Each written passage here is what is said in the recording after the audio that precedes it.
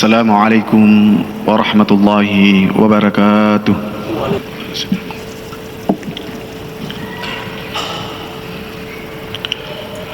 Alhamdulillah.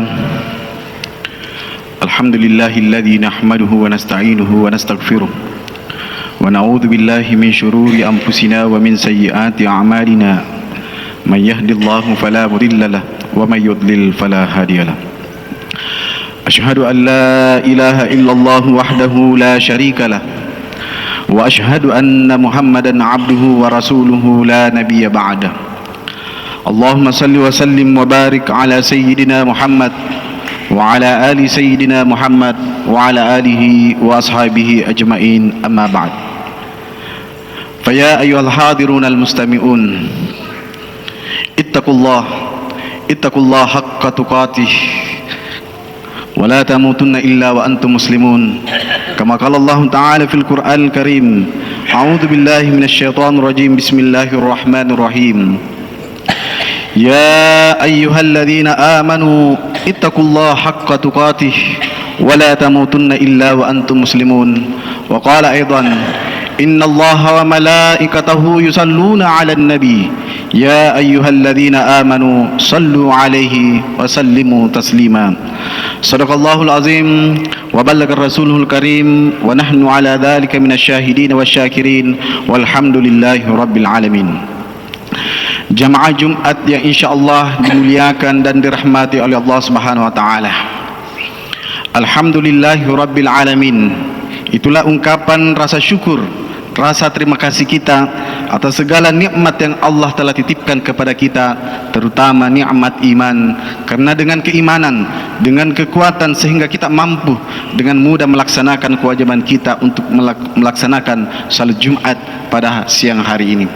Mudah-mudahan kita semua akan mendapatkan nikmat yang senantiasa Allah lipat gandakan. Selanjutnya salawat dan salam senantiasa kita curahkan kepada baginda Rasulullah sallallahu alaihi wasallam. Mudah-mudahan dengan memperbanyak salawat terkhusus pada hari Jumat, maka dari Nabi Muhammad sallallahu alaihi wasallam, aksiru, perbanyaklah bersalawat terkhusus pada hari Jumat, karena salawat yang kita sampaikan, salawat yang kita bacakan insyaallah akan sampai kepada baginda Rasulullah sallallahu alaihi wasallam. Dan kita tentu berharap bahwa dengan memperbanyak salawat kepada baginda Rasulullah sallallahu alaihi wasallam, kita akan mendapatkan syafaat ataukah pertolongan dari baginda Rasulullah sallallahu alaihi wasallam. Selanjutnya selaku khatib wajib berwasiat kepada seluruh jemaah dan terkhusus kepada khatib sendiri bahwa melalui momentum khutbah yang singkat ini, mari kita senantiasa meningkatkan kualitas keimanan dan ketakwaan kita kepada Allah Subhanahu wa taala. Mudah-mudahan dengan keimanan yang menjadi pondasi kita di dalam beragama, kita akan senantiasa mendapatkan petunjuk, hidayah dan rahmat dari Allah Subhanahu wa taala. Jamaah Jumat yang insyaallah dimuliakan oleh Allah Subhanahu wa taala. Pada kesempatan Jumat pada hari ini, izinkan kami mengangkat sebuah tema, yaitu keutamaan salat. Salat tentu kita pahami secara bersama bahwa ini adalah kewajiban kita selaku umat muslim, di mana diantaranya yang menjadi keistimewaan salat tentu kita perpahami dan secara bersama. Karena kenapa? Di mana-mana kita selalu mendengarkan nasihat-nasihat daripada guru-guru kita, bahwa diantara kemuliaan-kemuliaan salat itu adalah yang pertama, salat itu diterima langsung oleh baginda Rasulullah sallallahu alaihi wasallam tanpa melalui perantara. Kita paham dan tahu secara bersama bahwa na iya ro sampajangnya na terima langsung alena pangulutan Muhammad sallallahu alaihi wasallam dipanggil menghadap ke Sidratul Muntaha untuk menerima amanah ini untuk dilaksanakan, yaitu makna Nabi Muhammad sallallahu alaihi wasallam. Kita pahami secara bersama bahwa kalau ibadah yang lain, misalnya perintah melaksanakan puasa, perintah melaksanakan itu ibadah haji, wahyu yang diterima oleh baginda Rasulullah sallallahu alaihi wasallam, tentunya kita paham yaitu melalui perantara alena Jibril, malaikat Jibril alaihi salam. Tetapi terkhusus salat ini adalah satu-satunya perintah yang diterima langsung oleh baginda Rasulullah sallallahu alaihi wasallam. Tentu menjadi harapan kita bahwa orang yang senantiasa menjaga kualitas salatnya insyaallah akan terjaga dari perbuatan keji dan mungkar. Sebagaimana Allah Subhanahu wa taala mengingatkan di dalam Al-Qur'an, "Innas salata tanha 'anil fahsya'i wal munkar." Sesungguhnya salat yang benar itu, salat yang berkualitas itu, salat yang diterima oleh Allah Subhanahu wa taala akan mampu mencegah perbuatan keji dan mungkar. Jamaah Jumat yang insyaallah dimuliakan oleh Allah Subhanahu wa taala. Selanjutnya, begitu pentingnya salat ini, kemuliaan yang menjadi tanda kemuliaan salat ini, bahwa sesungguhnya salat itu sangat berbeda dengan amalan yang lain atau kewajiban yang lain, di mana salat ini tidak dapat diwakilkan di sisi nawadi diwakiliki, berbeda dengan amalan-amalan yang lain ataukah ibadah wajib yang lain. Mereka puasa misalnya, ketika misalnya orang tidak mampu lagi untuk berpuasa, itu bisa jadi saja diganti dengan di waktu-waktu yang lain atau membayar fidyah. Misalnya lagi haji itu kalau misalnya seseorang tidak mampu lagi, tidak istita'ah lagi, maka boleh diganti dengan misalnya dibadalkan hajinya. Tetapi begitu mulianya ini salat sama sekali tidak boleh diwakilkan. Tidak boleh mengatakan bahwa saya ini misalnya anak kiai, anak misalnya guru besar misalnya, maka janganlah saya salat, tetapi ia rosam pajangnya di sisi nawad diwakiliki. Artinya apa? Salat ini menjadi kewajiban individu bagi kita semua umat muslim. Tentu kita pahami secara bersama bahwa Allah Ta'ala ketika di yaumil akhirat, tentu kita paham dan sering mendengarkan nasihat-nasihat dari guru kita bahwa inna awwalu yuhasabu fil yaumil qiyamah as-salah, bahwa sesungguhnya inna awwalu yaumil qiyamah, sesungguhnya yang pertama sekali dihisab, dihitung ataukah diperiksa di yaumil qiyamah dan hari itu sempajangnya, kita yakini dan kita tahu secara bersama bahwa ketika salat itu bagus, maka sangat berpotensi salat amalan-amalan yang lain bagus. Karena kenapa? Salat ini adalah pondasi kita di dalam beragama.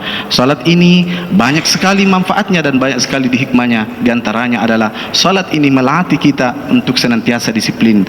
Artinya apa? Sebagai umat muslim yang senantiasa menjaga kualitas keimanan dan ketakwaan kita kepada Allah Subhanahu wa taala, kita dituntut mulai dari salat subuh. Artinya apa? Sebelum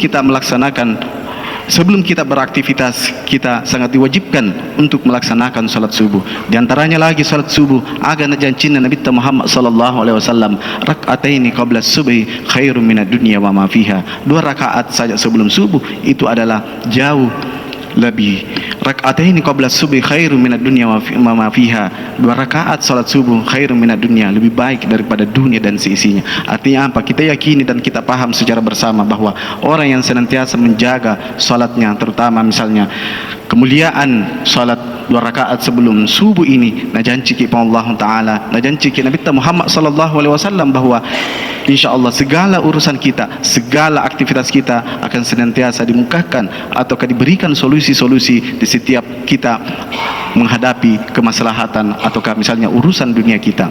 Jamaah Jumat yang insyaallah dimuliakan oleh Allah Subhanahu wa taala.